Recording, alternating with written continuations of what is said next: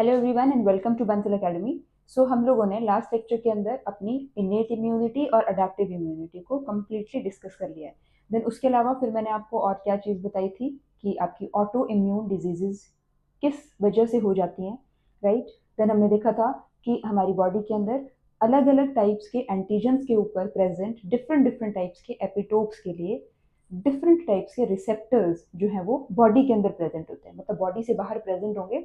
अलग अलग टाइप के एंटीजेंस, उन एंटीजेंस पे अलग टाइप के एपिटोप्स होंगे और उन डिफरेंट टाइप्स के एपिटोप्स को रिकॉग्नाइज करने के लिए बॉडी के अंदर डिफरेंट टाइप्स के रिसेप्टर्स जो हैं वो बनते हैं, और वो बनते हैं with the help of VDJ recombination, right. अब वीडीजे रिकॉम्बिनेशन से डिफरेंट टाइप के वो सब बनते हैं। अब देखो फिर उसी के दौरान हमने एक और चीज देखी थी कि जैसे बी सी आर यानी कि बी सेल के ऊपर प्रेजेंट जो रिसेप्टर्स हैं वो 10⁻11 टाइप्स के होते हैं, ठीक है। और जो आपके टी सेल रिसेप्टर्स होते हैं वो होते हैं आपके 10⁻12 to 13 टाइप्स के, ठीक है। इतने टाइप्स के रिसेप्टर्स जो हैं वो होते हैं, और ये बने कैसे होते हैं? Due to that VDJ recombination only. अब हमने इस लेक्चर के अंदर स्टार्ट करना है with a new topic that is the haematopoiesis. आप लोगों ने सुना होगा इस वर्ड को, है ना। हिमेटोपोइसिस का पहले तो मीनिंग क्लियर होना चाहिए। It is the process of formation of different types of blood cells, ठीक है। तो आप लिख लीजिए हिमेटोपोइसिस क्या होती है? It is the synthesis of blood cells. Haematopoiesis होती है सिंथेसिस ऑफ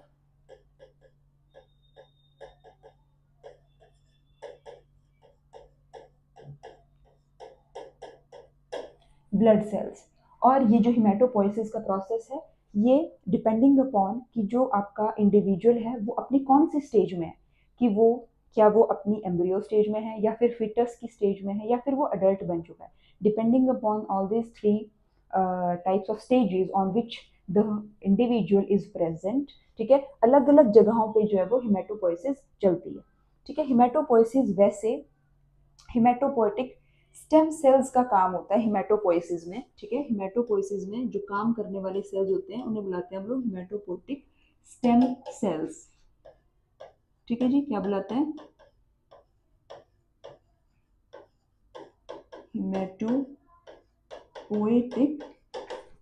स्टेम सेल्स बुलाते हैं। और ये हिमेटोपोइटिक स्टेम सेल्स प्रेजेंट कहाँ होते हैं? तो ये हिमेटोपोइटिक स्टेम सेल्स जो होते हैं during embryogenesis these are kept at different locations, ठीक है। हिमेटोपोइटिक स्टेम सेल्स को अलग अलग लोकेशंस में रखा जाता है during embryogenesis and later on they are transferred to bone marrow, ठीक है। तो जब एम्ब्रियोजेनेसिस का प्रोसेस चल रहा होता है उस टाइम पे इनको अलग अलग लोकेशंस अलॉट कर दी जाती है हिमेटोपोइटिक स्टेम सेल्स को, और जैसे ही एक बार वो कंप्लीट हो जाती है तो फिर इन हेमेटोपोइटिक स्टेम सेल्स को शॉर्ट में हम एचएससी सेल बोलते हैं, एचएससी को ट्रांसफर कर दिया जाता है इनटू बोन मैरो, ठीक है। तो अब हम ये चीज देखेंगे कि ये जो एम्ब्रियोजेनेसिस के टाइम पे ये इनकी लोकेशन क्या क्या होती है। तो देखो जब एम्ब्रियो स्टेज होती है उसके बाद में एक फीटस की स्टेज होती है एंड देन स्टेज आ जाती है अडल्ट, ठीक है। तो हेमेटोपोइटिक स्टेम सेल्स जो हैं एम्ब्रियो स्टेज में प्रेजेंट होते हैं इन योक सैक्स। तो एम्ब्रियो में आप यहाँ पे लिखोगे हेमेटोपोइटिक स्टेम सेल्स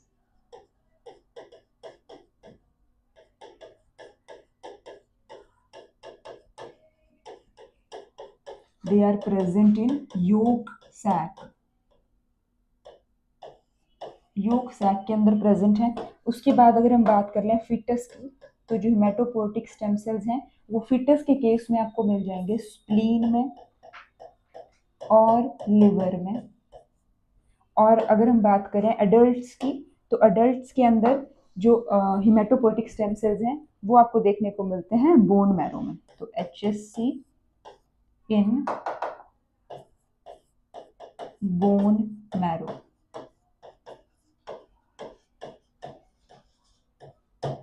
ठीक है। तो अब ये बोन मैरो कहाँ प्रेजेंट होता है? तो आप लोगों ने बोन्स का अगर स्ट्रक्चर किया होगा तो उसमें आप लोगों ने एक देखा होगा कि जो लॉन्ग बोन्स होती है ना उनके अंदर ये बोन मैरो मिलता है हमको, और बोन मैरो के अंदर ही हिमेटोपोइसिस की जो प्रोसेस है वो चलती है, ठीक है। अब हिमेटोपोइटिक ये स्टेम सेल्स होते हैं ना they are present in very very less concentration, ठीक है। बहुत ही इनकी कम कॉन्सेंट्रेशन होती है। आप ऐसे लिख सकते हो कि जो हिमेटोपोइटिक स्टेम सेल्स होते हैं दे आर प्रेजेंट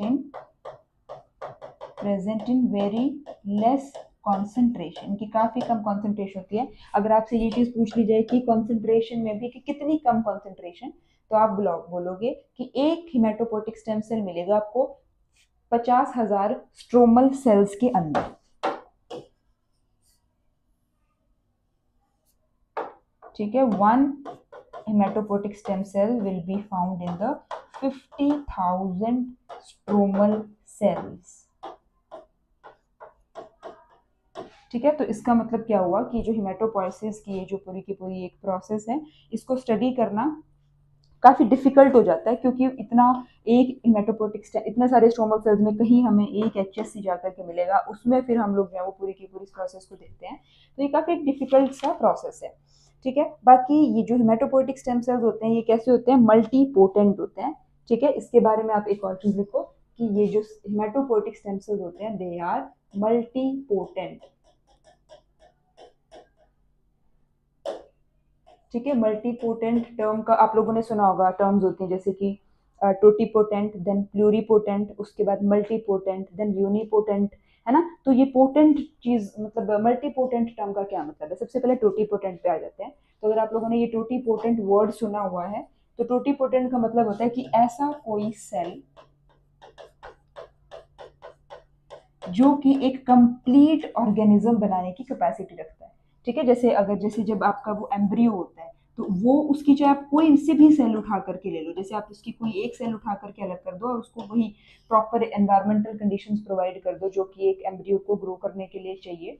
ठीक है, तो वो कंप्लीट ऑर्गेनिज्म के अंदर कन्वर्ट हो जाएंगी, तो उसे बोला जाता है टोटीपोटेंट, की हर एक सेल की जो कैपेसिटी है to develop into a complete organism वो इंटैक्ट होती है। उसके बाद अगर हम बात करें, उसके बाद एक और टर्म आती है प्लूरीपोटेंट की। तो प्लूरीपोटेंट क्या होता है, प्लूरीपोटेंट होता है कि उससे ना कंप्लीट ऑर्गेनिज्म नहीं बन सकता। ठीक है, ये चीज होती है, मतलब वैसे उससे ऑर्गेनिज्म की सारी सेल्स बन जाएंगी, बट फिर भी स्टिल वो कंप्लीट ऑर्गेनिज्म उससे नहीं बन पाएगा। और अगर हम बात करें मल्टीपोटेंट की, ठीक है, मल्टीपोटेंट की अगर हम बात करें तो इससे कंप्लीट ऑर्गेनिज्म नहीं बनता। पोटेंसी में इसमें होता क्या है कि मतलब एक से ज्यादा टाइप के सेल्स बन जाते हैं, बट ठीक है, तो ये मतलब होता है मल्टीपोटेंट का कि अगर एक सेल उठाया उससे 2-3 टाइप के या फिर 10-12 टाइप के सेल्स जो है वो बन गए, मतलब एक से ज्यादा टाइप के सेल्स फॉर्म हो जाते हैं मल्टीपोटेंट इसके अंदर। ठीक है, तो ये कैसे होते हैं, हिमेटोपोटिक स्टेम सेल यार मल्टीपोटेंट नेचर के होते हैं। उसके बाद में अगर हम बात कर लें कि ये पूरा का पूरा प्रोसेस चलता कैसे है, तो इसमें आप देखो यहाँ पे आप ऊपर इस तरीके से हेडिंग डाल लो HSC, मतलब कि हिमेटोपोइटिक स्टेम सेल। इसमें अब देखो डिफरेंट टाइप्स के सिग्नल्स हैं जो कि काम आते हैं, और फिर सिग्नल्स के क्या क्या नाम है, जैसे हिमेटोपोइटिक स्टेम सेल है, इसके अंदर सबसे पहले जो सिग्नल आएगा जो कि इसको फर्दर इसकी अलग अलग लीनिएजेस के अंदर जाने के लिए बोलेगा, वो होगा आपका गाटा का सिग्नल। जैसे देखो हिमेटोपोइटिक स्टेम सेल है, इसके ऊपर जब सिग्नल आएगा, देखो यहाँ आपको समझ आएगा भी, ये देखो ऐसे और ये ऐसे, तो यहाँ पर सिग्नल आएगा गाटा 2 और इस तरफ को सिग्नल जाएगा गाटा 2 एंड इकारोस। ठीक है, तो ये फिर कन्वर्ट हो जाएगा into the lymphoid progenitor.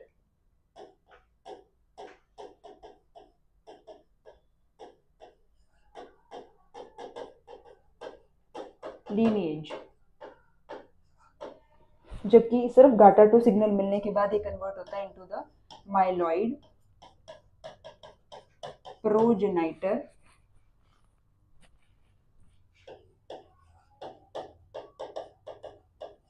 Lineage. ठीक है, तो आप लोगों को सबसे पहले तो ध्यान रखने वाली चीज यही पर हो गई है। तो जो हिमेटोपोइटिक स्टेम सेल्स हैं, यहाँ पे आप लिख सकते हो इस तरीके से कि दीज आर मल्टीपोटेंट।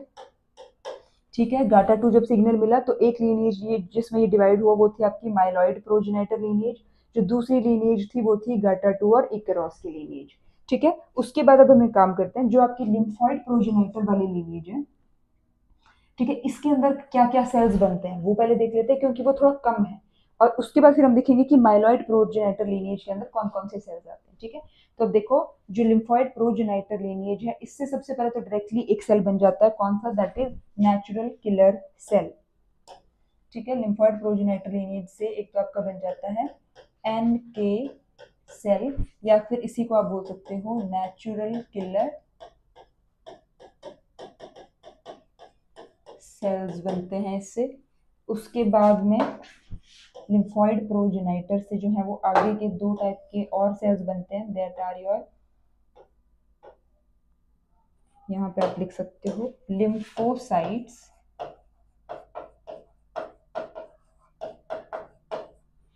ठीक है, लिम्फोसाइट के अंदर भी 2 टाइप्स के, बी सेल या फिर इसको हम लोग बी लिम्फोसाइट भी बुला लेते हैं, और टी सेल।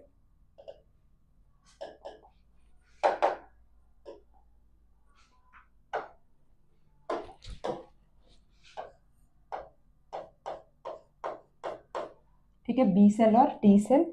अब आगे ये जो बी सेल होता है फिर फर्दर आगे किस चीज में डिवाइड होता है, बी सेल की आगे डिवीजन हमें देखने को मिलती है इनटू द प्लाज्मा सेल और दूसरा इनटू द मेमोरी सेल।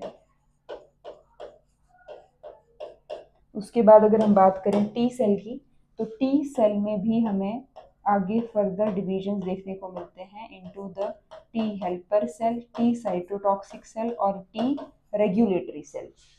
ठीक है, उसके बाद एक और जो लीनिएज है, अच्छा लिम्फॉइड प्रोजेनिटर लीनिएज, एक और टाइप का जो सेल जिसके अंदर ये कन्वर्ट होती है, that are your dendritic sales.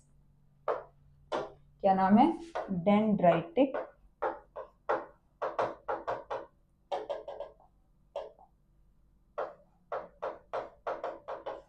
Sales.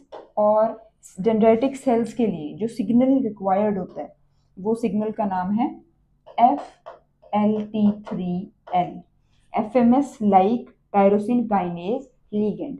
ठीक है, तो ये सिग्नल रिक्वायर्ड होता है for the lymphoid progenitor lineage to get converted into the dendritic cells. ठीक है, तो ये कुछ ऐसे सेल्स हैं जो कि कौन सी लीनिएज के अंडर आते हैं, लिम्फॉइड प्रोजेनिटर लीनिएज के अंदर। इसमें देखो कौन कौन सा हमने कर लिया, एक हमने करा natural killer cells, then B cells, T cells और डेंड्राइटिक सेल्स। आप लोगों को ध्यान रखना है ये एग्जाम में आ जाते हैं कि इनमें से कौन से सेल्स जो है वो लिम्फॉइड प्रोजेनिटर लीनिएज के हैं। तो आप क्या बोलोगे, तो आप क्या क्या बोलोगे, एक तो है आपका NK सेल, देन है आपका बी सेल, देन है टी सेल और फिर फोर्थ वाला है डेंड्राइटिक सेल। तो टोटल 4 टाइप्स के सेल्स हैं जो कि प्रोजेनिटर लीनिएज जो है वो कंस्ट्रक्ट कर रही है। ठीक है, उसके अंदर आपको जो सिग्नल ध्यान रखना है वो कौन सा है, FLT3L सिग्नल, जो कि डेंड्राइटिक सेल्स के लिए रिक्वायर्ड होता है। देखो डेंड्राइटिक सेल्स ना कुछ इस तरीके से होते हैं, ऐसे से आपको दिखाई देंगे, जो अमीबा के स्यूडोपोडियाज आपने देखे होंगे ना, वैसे से ये दिखाई देते हैं। इसकी ये साइटोप्लाज्मिक प्रोसेसेस होती हैं, राइट। उसके बाद में अगर हम बात करें, देखो इन्हीं टी सेल्स के बारे में, तो ये जो टी सेल्स होते हैं ना, इनके लिए एक आपको एक नॉलेज की एक चीज ये है कि इनकी सिंथेसिस तो होती है बोन मैरो के अंदर ही। ठीक है, बट इनकी जो मैच्योरेशन होती है, क्योंकि देखो बोन मैरो के अंदर हो रही है कैसे, क्योंकि जो हिमेटोपोइटिक स्टेम सेल्स हैं, मैंने आपको बताया ये प्रेजेंट कहाँ होते हैं, इन द बोन मैरो। हम अडल्ट की ही बात कर रहे हैं, और बोन मैरो अल्टीमेटली कहाँ होती है, बोन्स के अंदर। तो इसका मतलब क्या हुआ कि ये सारे के सारे जो प्रोसेस चल रहा है ये कहाँ चल रहा है, बोन के अंदर प्रेजेंट बोन मैरो में चल रहा है। और अगर सिंथेसिस जो है वो बोन मैरो के अंदर हो रही है, देखो इनकी भी जो बी सेल्स हैं वो मतलब कि उनकी सिंथेसिस तो बोन मैरो में होती है और मैच्योरेशन भी कहाँ होती है, बोन मैरो के अंदर ही। बट अगर हम बात करें टी सेल्स की, तो टी सेल्स की सिंथेसिस तो होती है आपकी बोन मैरो के अंदर, बट इनकी मैच्योरेशन जो है वो होती है थाइमस के अंदर। ठीक है, कहाँ होती है, थाइमस के अंदर। तो आप यहाँ पर लिख लो कि T cells these are matured in thymus.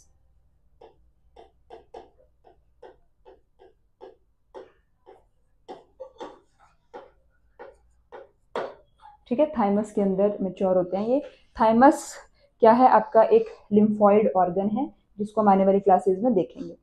ठीक है। वैसे आपका बोन मैरो जो है वो भी एक लिम्फॉइड ऑर्गन है, इसको भी हम लोग आने वाली क्लासेस के अंदर डिटेल में देखेंगे, बट अभी के लिए जब तक हम उनको नहीं करते हैं तब तक आप सिर्फ ये चीज देखिए, ठीक है। प्राइमरी लिम्फॉइड ऑर्गन आते हैं, ये बोन मैरो भी और आपका थाइमस भी। उसके बाद अब हम देख लेते हैं कि जो माइलॉइड प्रोजेनाइटर लीनिएज है उसके अंदर कौन कौन से सेल्स का कंस्ट्रक्शन होता है। तो अब देखो, जो माइलॉइड प्रोजेनाइटर लीनिएज है इसमें सबसे पहले तो जो सेल्स बनते हैं वो है आपके डेंड्राइटिक सेल्स। तो यहाँ पे लिख लो आप लोग कि डेंड्राइटिक सेल्स की फॉर्मेशन होती है। अब डेंड्राइटिक सेल्स की फॉर्मेशन होती है, उसके लिए सिग्नल कौन सा लगता है, FLT3L। तो यानी कि जो डेंड्राइटिक सेल्स हैं वो आपके लिम्फॉइड प्रोजेनाइटर लीनिएज से भी बन रहे हैं, और dendritic sales myeloid progenitor lineage से भी बन रहे हैं, ठीक है। तो ये बहुत बार एग्जाम में क्वेश्चन आ जाता है कि which of the following cells is formed from both types of lineages. तो आपने आंसर क्या टिक करना है, डेंड्राइटिक सेल्स, क्योंकि ये लिम्फॉइड प्रोजेनाइटर और माइलॉइड प्रोजेनाइटर दोनों लीनिएजेस से बन रहे हैं। और इसका सिग्नल भी आप लोगों को ध्यान रखना है, FLT3L फुल फॉर्म है FMS like tyrosine kinase ligand 3, ठीक है। जब हम डेंड्राइटिक सेल्स को डिटेल में करेंगे उसमें मैं आपको इसको और अच्छे से बता दूंगी। उसके बाद अब आगे देखो, जो आपका नेक्स्ट टाइप का सेल बनता है फ्रॉम माइलॉइड लीनिएज वो कौन सा है, ठीक है। नेक्स्ट टाइप का सेल है दैट इज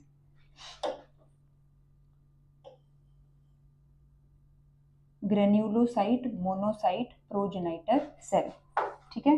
नाम लिखो, ग्रेन्युलोसाइट मोनोसाइट प्रोजेनाइटर सेल, ठीक है। Granulocyte monocyte progenitor cell. और इससे फिर फर्दर आगे दो टाइप्स के सेल्स बनते हैं, एक बन जाता है मोनोसाइट, ठीक है, और दूसरे टाइप का सेल बनता है that is neutrophil,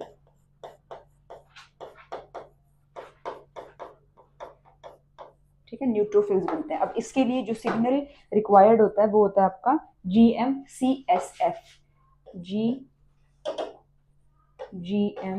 GM-CSF। This is granulocyte monocyte colony stimulating factor. और फिर इससे जब आगे ग्रेन्युलोसाइट मोनोसाइट प्रोजेनाइटर सेल से जब मोनोसाइट बनने हैं तो उसके लिए जो सिग्नल रिक्वायर्ड है वो है आपका MCSF, that is monocyte colony stimulating factor.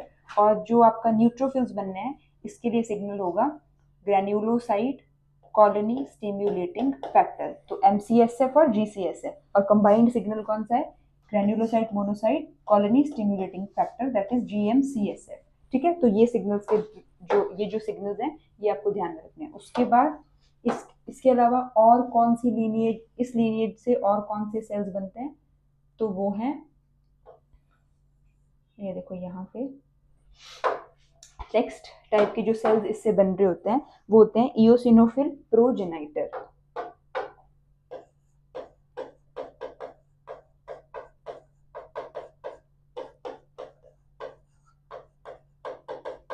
और ये भी कैसे बनते हैं, because of a signal that is IL-5, that is interleukin 5।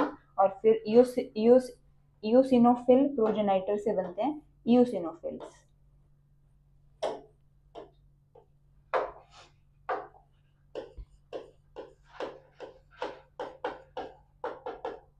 ठीक है। सिग्नल यही वाला कंटिन्यू हो रहा है।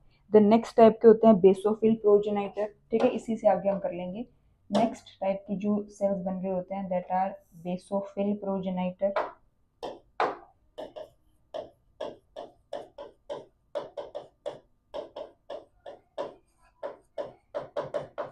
बेसोफिल प्रोजेनाइटर से बन रहे हैं आपके फाइनली बेसोफिल्स।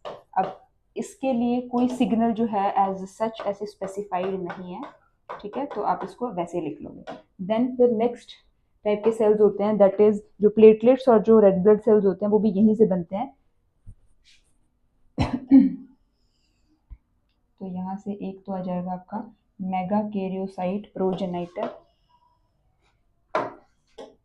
यहाँ पे लिख लो मेगा कैरियोसाइट प्रोजेनाइटर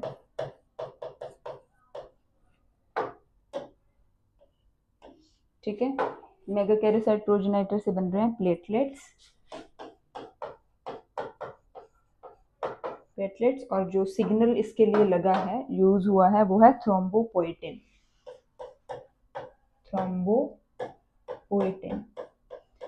ये थोड़ा सा एक क्रैमिंग वाला पोर्शन बोल सकते हो आप लोग की है, पर क्योंकि एग्जाम में आता है तो क्रैम करना पड़ेगा, है ना। उसके बाद मेगा कैरियोसाइट प्रोजेनाइटर के बाद कौन सा आता है, एरिथ्रॉइड प्रोजेनाइटर।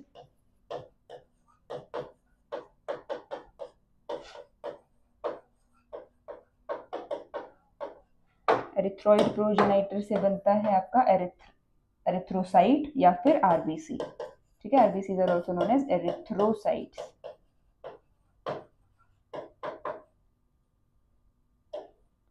ठीक है। और एरिथ्रोसाइट, इसके लिए सिग्नल कौन सा यूज होता है, तो एरिथ्रोपोएटिन,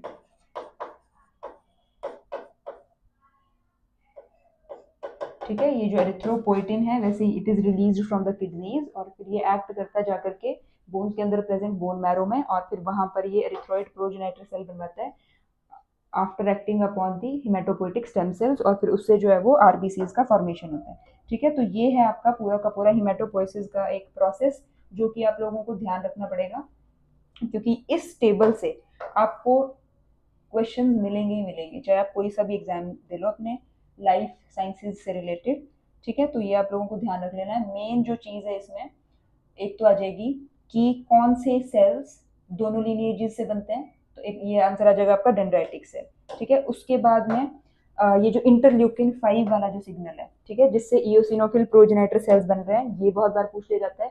देन डेंड्राइटिक सेल्स का जो सिग्नल है, दैट इज FLT3L, ये वाला पूछ लिया जाता है। देन ये चीज पूछ ली जाती है कि जो टी सेल्स हैं, they are formed and matured where, in which organ, तो बनते तो है ये, यानी कि सिंथेसिस तो होती है इनकी बोन मैरो के अंदर, और इनकी मेच्योरेशन कहाँ होती है, थाइमस के अंदर। ये आपको और अच्छे से क्लियर हो जाएगा जब हम थाइमस यानी कि प्राइमरी लिम्फोइड ऑर्गन्स को कवर करेंगे उस टाइम पे, ठीक है। तो ये टेबल जो है आपको याद होना चाहिए। इसको हम एक बुकिश आप बोल सकते हो, थोड़ा इस तरीके से भी देख लेते हैं तो आपको और क्लियर हो जाएगा। ये देखो, मल्टीपोटेंट हिमेटोपोएटिक स्टेम सेल्स हैं, पहले ये माइलॉइड प्रोजेनाइटर में कन्वर्ट हो रहे हैं और फिर लिम्फोइड प्रोजेनाइटर के अंदर यहाँ पर जो सिग्नल यूज हो रहा है, दैट इज GATA2, और इस तरफ GATA2 और इकेरॉस, ठीक है। ये दोनों सिग्नल्स जो है वो रिक्वायर्ड होते हैं। देन फिर जो लिम्फोइड प्रोजेनाइटर है, ये एक तरफ कन्वर्ट हो जाएगा नेचुरल किलर सेल्स में, ठीक है, और जो लिम्फोइड प्रोजेनाइटर दूसरी तरफ ये कन्वर्ट हो जाएगा इनटू टी लिम्फोसाइट और बी लिम्फोसाइट में। बी लिम्फोसाइट से further it will give rise to plasma cells, और साथ में मेमोरी सेल्स में, मेमोरी सेल। उसी तरीके से जो टी लिम्फोसाइट है, ये कन्वर्ट हो जाता है into T helper, T cytotoxic और टी रेगुलेटरी, ठीक है। और यहीं से बनते हैं डेंड्राइटिक सेल्स, जो कि इन्होंने यहाँ पे मेंशन नहीं किया हुआ है, दैट इज डेंड्राइटिक सेल्स भी इसी से बनते हैं। और यहाँ पर क्योंकि अब आप लोगों को पता है कौन सा सिग्नल था, FLT3L, ठीक है, ये वाला सिग्नल रिक्वायर्ड था कन्वर्ट होने के लिए। उसके बाद में फिर देख लो अगले टाइप के कौन से होते हैं। इस तरफ हम लोगों ने देखे, देखो एरिथ्रोसाइट इसी से बन रहे हैं, देन मास्ट सेल यहीं से बन रहे हैं।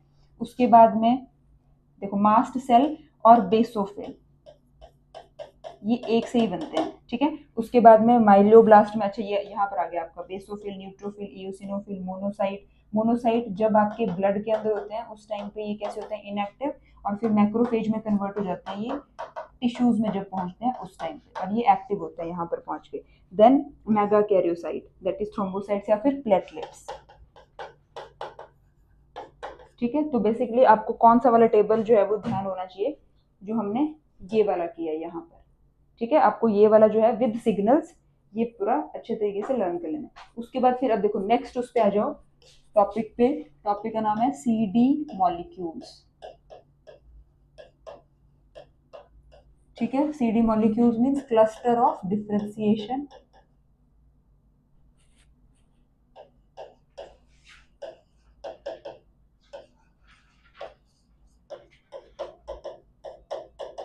और ये जो है एज अ कैरेक्टरिस्टिक फीचर्स होते हैं जो कि प्रेजेंट होते हैं डिफरेंट टाइप्स के सेल्स के ऊपर। तो आप लिख सकते हो कि these are the specific molecules which are expressed on the cell surface. These are the specific molecules